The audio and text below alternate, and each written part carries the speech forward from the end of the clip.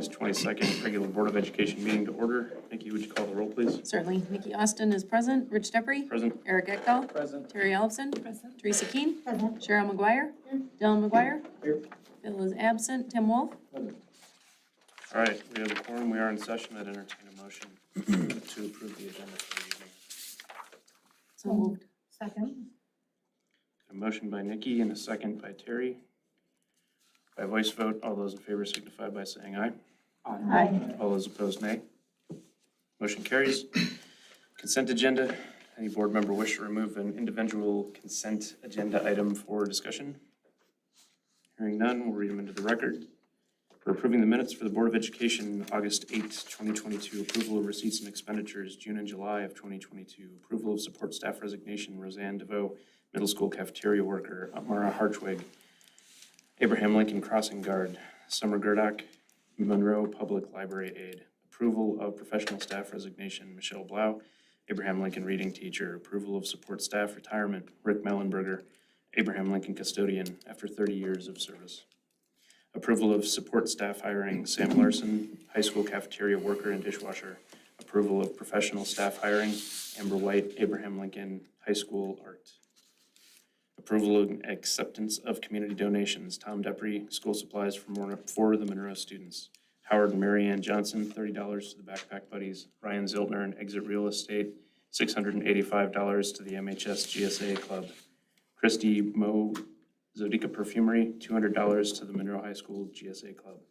Better Broadhead, $150 to the Monroe High School GSA Club. And Colony Brands Foundation, $75 to the Monroe High School GSA Club. I would entertain a motion.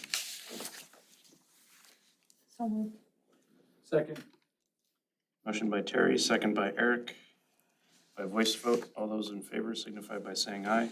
Aye. Aye. All those opposed, nay. Motion carries. I think we should mention Rick Mellenberger, 30 years. Absolutely. Good. Thank you very much for your service. 30. He's gone through a hard time lately. Yep. Well, maybe. Yeah, I mean, with HIPAA laws, et cetera, I don't know all I could share, but you can recall that he had an incident at school a couple of years ago and has been out recovering from that for a while now. And so we certainly will miss Rick. He was, a face for that building that you always saw and always knew and cared deeply for our kids. And so, we regret the fact that he's retiring, but certainly wish him the best and hope his recovery continues to go well. Item 5 is public comment. There's nobody here for public comment this evening. No old business. We're on to new business. The first item is a discussion and approval of a change to the substitute teacher pay scale. I'll turn this over to Ron and Fig to walk us through it. So we haven't had a lot of change in the sub pay for a few years. I think, we, a number of years ago, I think raised it from 100 to 120. That's where it's been. I know in the midst of COVID the last year or two, there was some districts who had jockeyed and raised it. A number of the Greene County districts had not. We were all kind of trying to, not compete against ourselves because we all kind of had the same pool of candidates. But as enough districts, I think, Janesville Blight had raised theirs and then some districts around them. And then it kind of just grew and expanded from there to where the average range, when you look at the state now, is basically 125 to 140. There's some districts paying $150 or $160 per day, just for standard short-term sub pay. And so our recommendation is that we raise it to the $140 per day. That makes us competitive with all of our immediate surrounding market and actually much of the Madison area market. There's a couple districts up there that are in that 150, 160 range, but the 140 should keep us fairly competitive. The reality is, we still battle sub shortages, and so we sometimes have positions that go unfilled. Hopefully this will help alleviate some of that, but it also helps mitigate some of what our sub cost lines are with this raise. So. Thank you, Ron. Any questions or further discussion for Ron on the? Well, I didn't say it, so I just wanted to clarify that that's the teacher sub rate that we're talking about. Our sub rate pay for our support staff is very competitive because it indexes off of our actual pay rate for those folks, so that annually increases. Additional discussion or questions? I'd entertain a motion. If somebody would like to make it. So moved. Second. Okay, we have a motion by Tim and a second by Nikki to approve raising the daily substitute teacher rate to $140 per day as recommended by Ron Olson, Business Administrator. Additional discussion or questions? By voice vote, all those in favor signify by saying aye. Aye. All those opposed, nay. Motion carries. Item B will be referendum information. So just real briefly, as we get closer to the November referendum, we're just going to begin to recap how we got here, refresh it in all of our minds again. So just to start that off, we had culminated this recent effort to pass a referendum in November by sending out a survey in January of this year. We got results of that survey that was completed in January, end of January of this year, and then results were delivered to the board in February. It was favorable to seek a new high school on a new site and to perform improvements to the Abraham Lincoln Elementary School. The board then decided to approve a resolution that would be placed on the November ballot. And to refresh everybody's memories, that is for $88 million is the referendum price. The total cost to the mill rate has been recently updated to. It's going to be updated again. So actually, there was an increase on it, I believe from 208 to 237 was the estimate as some of the inflation rates went up.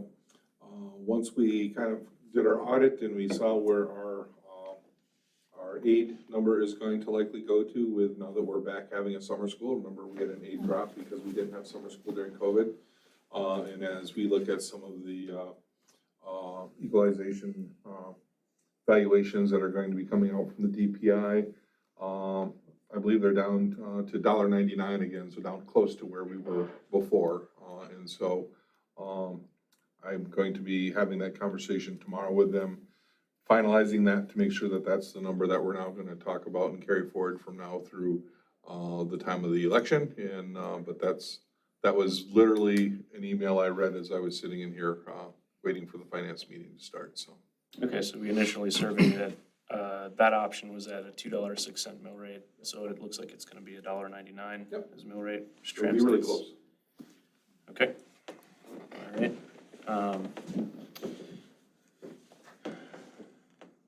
So that's sort of the background of where we're at, the question that'll be placed on the ballot in November. For administration, is there any other background or questions? We wanted to start having these conversations about, bring it back to the forefront of our minds. I know that there is some information campaign that is going to begin. You want to talk to us a little bit about what that's going to look like and if you need any assistance from board members in that effort?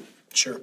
So Ron and I did an interview about 2 weeks ago and a similar interview a week later with C.G. Schmidt to do information background for a series of three videos. They're probably about 3 minutes apiece. I did an introductory Monroe Minute, and I have another one scheduled in September. And we have three different dates scheduled with Mike Zwiefel and for his talk show. Jen has been working on some communications. She has some video stuff to add to our scoreboard for the football games. And this Friday, as a matter of fact, we're gonna have a table set up. We'll have a handout with some information.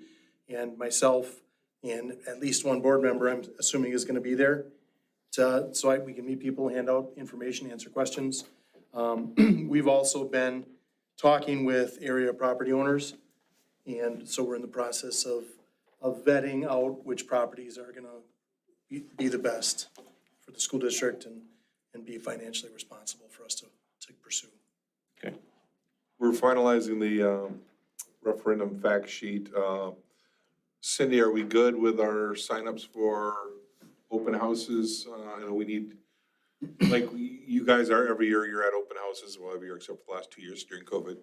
So anybody who's been on longer than that, we always have at the open houses, we're there just even on non-referendum years to greet parents and get to know them. But certainly on referendum years, we then pass out some referendum information along with the cookies and to get them a little understanding of what's going on. So we have that fact sheet nearly done. We will update it with some of the information I just talked about that came in tonight. The FAQs, I know Jen had gotten those posted out onto the initial set of FAQs out onto the website. We'll actually have an update for that to change some of the information on that based upon that info we just got in. And then getting the slides/boards presentation pulled together. We got that probably, the initial framework about 80% done. We have one already this week presentation that will probably get a very black and white maybe version of that, and then we'll add more photos and colors as we move forward.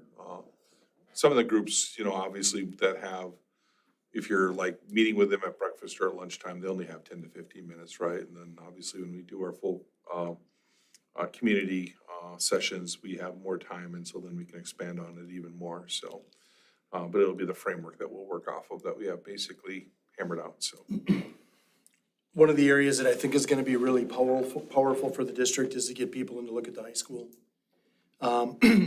We shared pictures with Jen and Joe's got some photos too from a few weeks ago when we were at the school, and it was maybe about at its worst for the summer after everything was cleaned up. Shots in the basement with the water, the cracks in the walls, the foundation that's failing, the brown stains pushing up through the freshly waxed tiles. The books that were sitting out and it was so humid, they got curled up. And some of those books were purchased in May.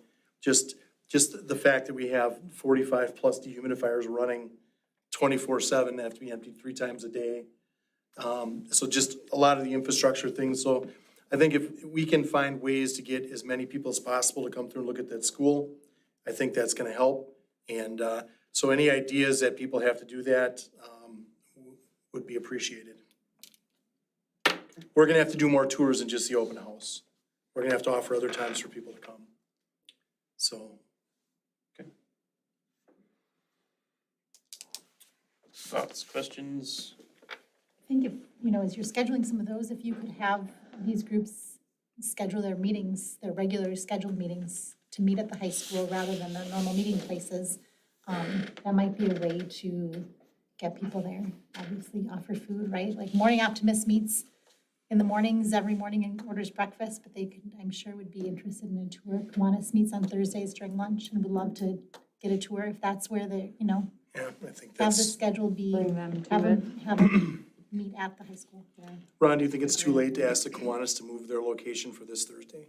That's Morning Optimist, and it might be for them at that time, but I think the Kiwanis, by the time we get to them, certainly we could. That's a good idea. So then, as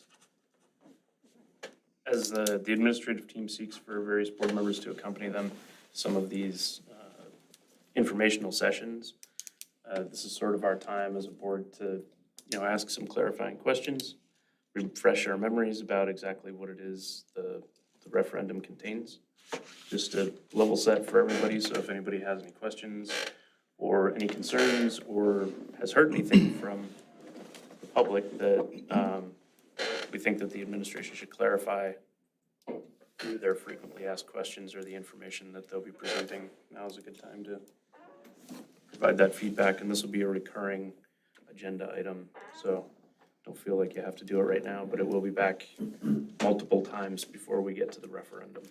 I know that it's part of our communication and what we talked about, but just have received a few questions about the existing facility and, why wouldn't we just add on to that or remodel like we were, initially looking at as an option. So I think we get more of those questions, but I know we've went through the whys, right? But it's just important for everybody probably to. Well, and then But to there is- piggyback onto that, I've also been asked what's gonna happen to that building or that location if we build. And so just maybe we have to be clarifying some of that. That's one of the FAQs already, I Okay. think.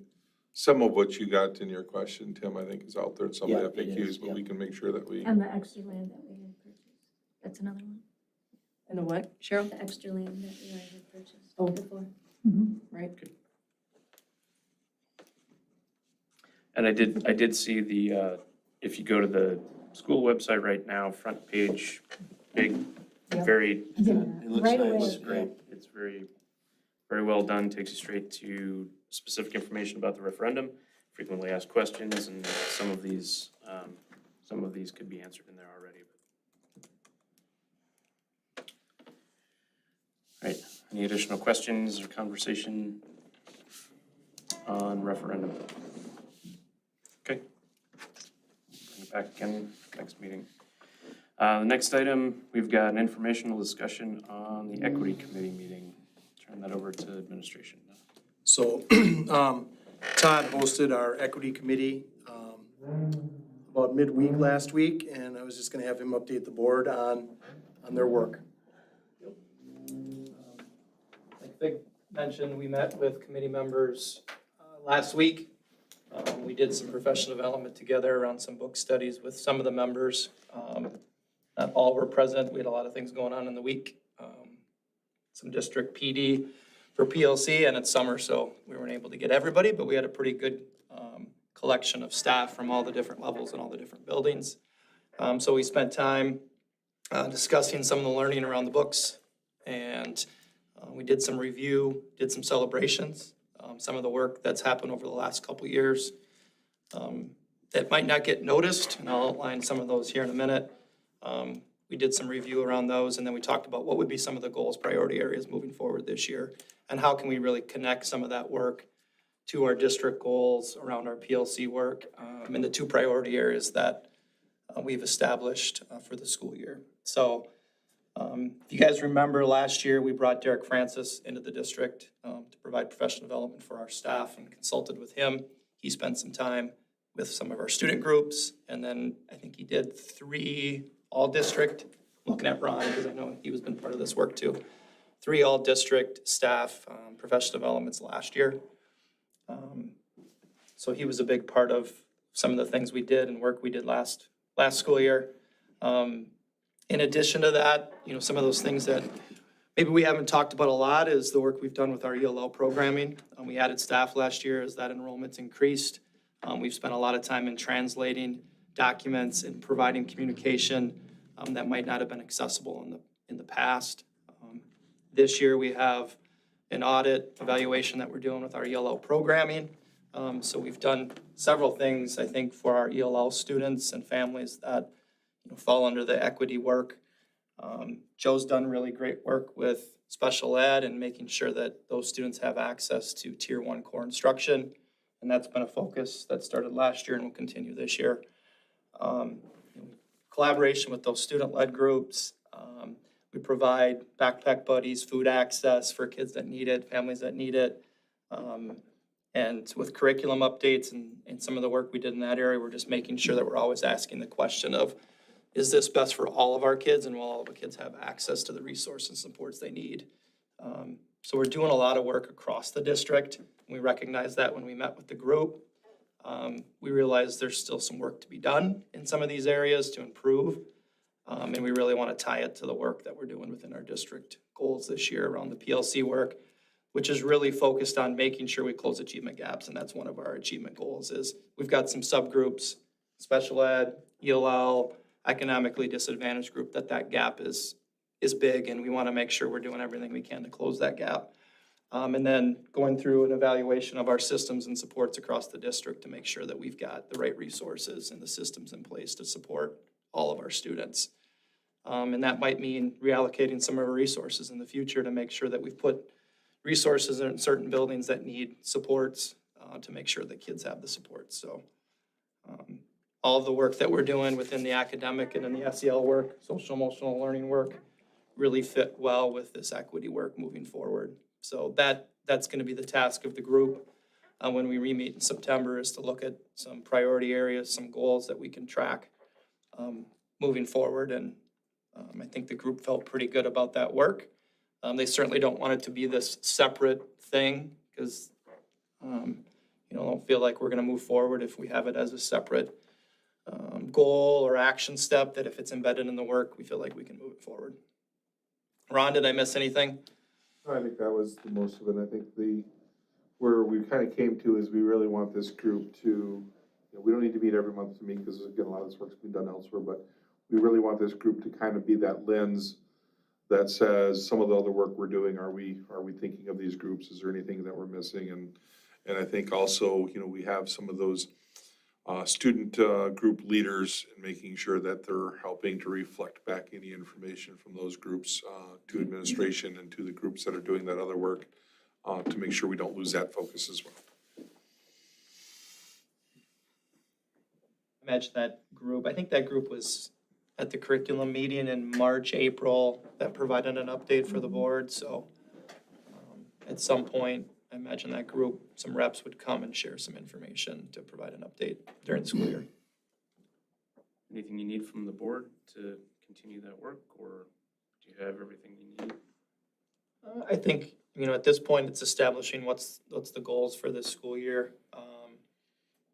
I talk about systems and resources moving forward, and making sure that we allocate them in the right places, that we make sure that our services are equitable, and that we have what we need.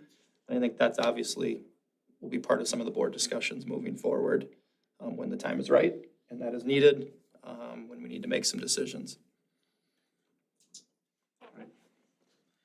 Are there any additional questions or discussion for administration on the equity committee work? Thank you. Move on to item D. It's a launch update. So Yeah. this is gonna also be updated by Todd. Yeah. And I couldn't remember the last time we provided a launch update for the board. I think it was back in January, February, and I know some of you are more connected to this work than others, but we're gearing up, obviously, for a new program that involves juniors and seniors. And it features that project-based learning and connects them to businesses. And we've got two strands this year. We've got the business analytics strand, where we're working closely with the Colony. And then we have media solutions. We've got around 30, I think 4 kids total in the two strands, 5 different teachers involved. So they're working to get the year started. It's gonna be housed at the Enterprise Center at Blackhawk Tech. Amy Charles has been great, been fantastic to work with, that they're providing a real wing for our students and staff to access and use to house this program. So it's pretty cool to be able to work with them. And they've been great in welcoming and adjusting things over there to make sure we have what we need to run this program. We recently asked community partners, businesses, nonprofits to submit projects, and we've got around 15 projects that have been submitted, which is awesome. So we'll be working with those businesses to tackle these with kids and work in small groups. And we anticipate about 1 project per group of kids per trimester. And kids will work in groups sizes of 3 to 5. So pretty excited about the program. Still have a lot of work to do. There'll be, a lot of things that we would need to work through as it's a new program, but we're excited to get it started. And teachers are going down to Elmbrook on Wednesday to do some new teacher orientation with their staff, as they've been a great partner with us. So looking forward to that program, and I feel pretty confident it's gonna be successful. How many, go ahead. Do the kids get bussed out to Black Hawk, or do they have to commute out there? So transportation is something we're working through. Initially, it would be offered that they're juniors and seniors and they can drive there and they can start their day if they're part of the first hour. If they don't have transportation, then we talked about we'll have to provide that, so that's not a barrier for kids getting out there. So that's one of the challenges being off-site, is you need to make sure every kid can get there. But in talking with Elmbrook, kids talk, they figure it out, right? They know how to get to practice across town. They work together, and it's part of problem solving and figuring it out. But certainly if we have kids that can't get over that, we'll make sure they do. Could you tell us again, or just give us a little bit of context why it's important to have an off-site location to support the launch program. Yeah, I think one of the things when we visited Elmbrook, they're offsite, and it was more of a professional, business-like feel, and it really was different than regular school, than sitting in a classroom with desks. And it just provided a different atmosphere of learning for kids that just connected really well to, the business world and what they'll eventually be doing as they become a professional. So it was something that we felt was important to have it off-site because we wanted that feel for the kids, that it was different than regular school. And I think we're gonna capture that over at BTC, so. Number of kids you have taken advantage of lunch this year? I think we're at 11, and our analytics is a little bit smaller. But some of that is paired with the classes they have to take, so it's stats and a business class. And then media solutions, which is a little bit more popular, that I think is at 22. So obviously we want the program to grow, and we feel like if we're successful and kids start talking about it and are excited, then we're gonna be able to grow not only those 2 strands, but add future strands into the mix moving forward. So it's exciting. All right, thank you. Additional questions, discussion? Excited for it. All right, thank you. All right, so we're on to number 8, informational items. So for boardsmanship, I wanted to take this opportunity to acknowledge a loss in our district community and our community as a whole. Kristen Bansley, we unfortunately lost her unexpectedly Thursday evening. It's hard to overstate the impact that she had, both to our students and in our schools, but as in our community as a whole. She was a genuine, kind, talented person with a passion and a desire to create opportunities for children and make some amazing things happen for them in their lives and get them some experiences that they just really couldn't get anywhere else. So our hearts go out to the Bansley family, Bienemans. Les, of course, was a longtime board member. Kristen was, his daughter, and really want to send our condolences and best thoughts and wishes to their family, and Kristen will be very, very missed. That's all I have for boardsmanship. Anything from administration? Nothing. Okay. I don't have any Board of Education correspondence for this evening. We have committee reports. Go down the line. Eric? Nothing for me. Dylan? Nothing for me. Terry? Yes, the EIE group met, and please hold, I have my notes here somewhere. Any donations made to the EIE group or the Community Foundation. Community Foundation, either a donation or in honor of someone, from now until the end of September will be matched 50 cents for every dollar donated. So just wanted to throw that out there. If anybody would like to make donations to those 2 groups, that all goes back to our teachers in the end, so. Excellent. Thank you. That's awesome. Thank you. Nothing for me, but thanks for all that you said. Our hearts do definitely go out to the Bansleys and the Bienemans, so. Thank you. Teresa? I am, again, echo, thank you you said it beautifully, thank you for recognizing Kristen and the Bansley and Bieneman families and all they do, all she's done, not only for the school, but for the entire community, so definitely condolences and our hearts go out to both of those, all of the family. I have nothing. I'm assuming Todd and I will talk soon on getting curriculum meetings scheduled and an agenda set. But nothing at this time. Tim? Finance met this evening, covered both June and July financials. Cheryl? All right. Liaison reports, anything from MEA or MES? Okay. Nobody here from the press this evening, so I would entertain one final motion to adjourn at 7:30. I'll second. Got a motion by Cheryl and a second by Teresa at 7:30 to adjourn. All those in favor by voice vote signify by saying aye. Aye. All those